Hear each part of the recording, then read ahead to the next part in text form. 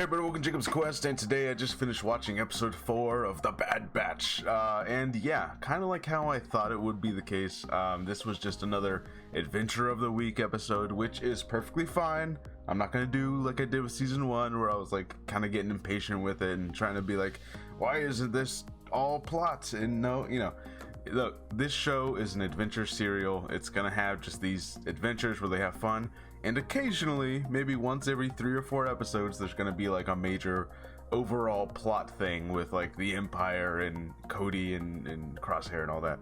But yeah, this episode is actually, interestingly enough, although we're back with the Bad Batch, we're only back with half of the Bad Batch. It's really just Tech and Wrecker and Omega and Sid, and essentially she wants them to be bodyguards as she goes over to this other planet, which I can't remember the name of.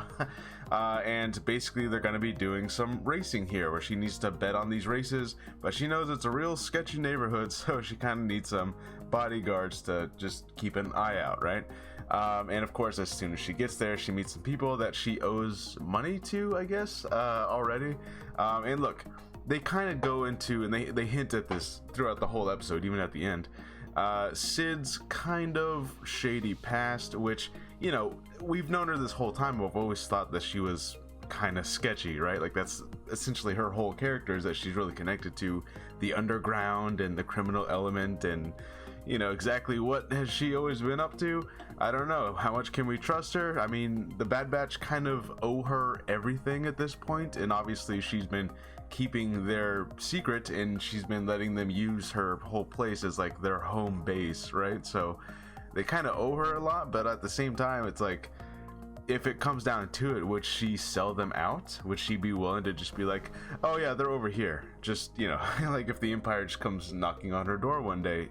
I don't know. It's always been kind of a question.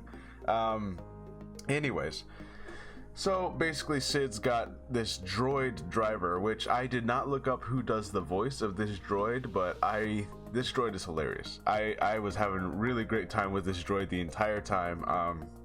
He's winning races, he's doing great, he's all like full of himself. He's like, you humans can never do what I do. You gotta have, you know, intellect. You gotta, you know, so this droid is all full of himself. It's kind of funny. Anyways, but you know, predictably, you can kind of see where this is gonna go, where like the droid's winning at first, but then the droid, he gets attacked, and they lose one big race, and this guy who, you know, Sid already owes money to, Omega basically makes a deal like, okay, hold on. Instead of, you know, just killing us or stealing whatever we got, how about this? We'll bet you another race where we'll either pay you double if we lose this next race, but if we win, we get Sid back. That's essentially the deal, right? And so they take Sid as collateral, and they try to rebuild the droid. And the whole time, Tech is sitting there, and he's studying the layout of the map, you know, the course map, the course of the race, you know, and then of course in a really funny bit, the droid's all fixed and everything seems fine, and he takes a couple steps back and he gets run over by another one of these speeders. By the way, this is called Riot Racing, which I think is a brand new thing, so it's not pod racing, it's Riot Racing, even though a lot of the setup, a lot of the lights, and the map, the course, I keep on saying map, anyways, a lot of it's set up exactly like pod racing, but I think the big difference here is that you're using small speeders, and you're also allowed to, you know, shoot at each other and use your shields and all that. So it does kind of introduce almost a Mario Kart style thing to this type of racing. That's the big difference between this and pod racing. And I even tweeted about this, but I was like, if this was the year 2001, we would be getting some Riot Racing video games right now. Like that would be like the first thing that comes out. And you know, one day hopefully we return to that era of video games where it's like, hey, every year there's like 2 or 3 Star Wars video games, and that's just a thing for the next like 10 years. Man, it used to be like that, but I know video games are harder to make today than they were back then. So anyways, but basically the droid gets destroyed, and so Tech, of course, is going to be the one who ends up trying to win this race. And I gotta say, this is the second episode, because way back I think is episode 2, 1 and 2 released at the same time. But you know, Tech had broken his leg, and he had to like try and get around this whole place with like one leg, where he's like limping the whole time. and he actually proved himself to be kind of badass, you know. And I don't know if they're like trying to make up for maybe Tech's lack of coolness in the first season or something, but like once again they're handing the reins to Tech and letting Tech just be the cool guy of the episode, kind of be the one who saves everybody. So yeah, I mean, it was cool. Just like, it was just the three of them. Hunter's not here, no one else is here. It's like Tech is the cool guy now, you know. So Tech saves the day. He wins the race. You know, he manages to be smarter than everyone because that's his whole thing, you know. So he manages to take the course that no one else has taken, and he finds the shortcut and he does his thing, right? So he wins. And basically it just ends with, all right, they got Sid back and they're gonna go back home, and the guy basically just warns the crew before they leave, like, look, you guys could have just left Sid here with us, right? And we could have, I don't know, killed her or whatever their plan was.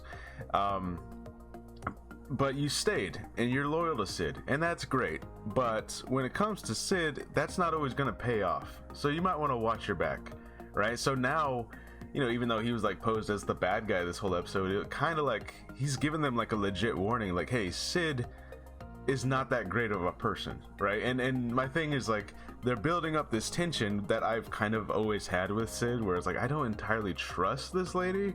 And now I got a question: is she actually gonna betray them at some point, or is there gonna be like some kind of big fake out where she pretends to betray them, but then, you know, the audience thinks like, oh my gosh, she actually did it, and then like it turns out no, this was all part of a plan, she didn't actually betray them. I feel like that's what's more likely is gonna happen. But yeah, they're kind of building up some tension with like Sid's maybe not the most trustworthy person. And look, you know, I've enjoyed, you know, them having a home base with Sid's bar and all that, and it's obviously like a narrative, what would you call it, a narrative tool? I don't know what you would call it, but basically it's an easy way for them to go on these week-to-week adventures, because the episode can always start at Sid's bar and she can say, I got a new job for you, and then that's like the next week's adventure, right? So like it's a really easy narrative device, I think that's what I'm looking for them to do that. But admittedly, it's like, okay, I kind of wish that they would do something else, right? Because right now they're sort of stagnant and just like this is their life, you know, like they ran away from the Empire and they don't know if they're bounty hunters or if they're just mercenaries or if they're just, you know, they just do like these oddball missions every once in a while. Depending on what it is, that's what they are, you know. Sometimes they're soldiers, sometimes they're bodyguards, sometimes they're just going to go pick up a package and deliver it somewhere else, you know. But it does feel like the Bad Batch crew is kind of just floating there, you know. They didn't join a rebellion, they didn't join the fight or anything. They're not, you know, they don't have an overarching mission right now, because, you know, they have Omega, she's safe, everything's fine. So it does feel like at some point they're gonna have to want to go do something, right? They're like I think the idea is that like we're saving up money, that way we can, you know, go have a normal life where we don't have to fight anymore, right? I think that's like their mission right now, like their actual goal. But I don't know, it does feel like something's gonna happen that's gonna disrupt their plan right now, because they're kind of just sitting there doing these missions, going back home, and doing another mission, and then going back home. It's like, okay, at some point something's gonna happen that disrupts all this. They're gonna end up going on the run again, or having to hide somewhere because the Empire knows about Sid's place now. So something's gonna happen, and I don't know if Sid's gonna end up betraying them, or if something else drastic would happen with Sid. But I cannot imagine that her bar remains home base and like this place where they can just live much longer. But yeah, overall, had a good time. You know, just another adventure of the week. It was fun. They introduced a new element, so I think that's my thing. I'm okay with these adventures of the week as long as they kind of introduce something to the galaxy and to the universe, you know. So now we have Riot Racing, and now we have this other crew, which we've seen this alien species before, the guy that Sid owes money to.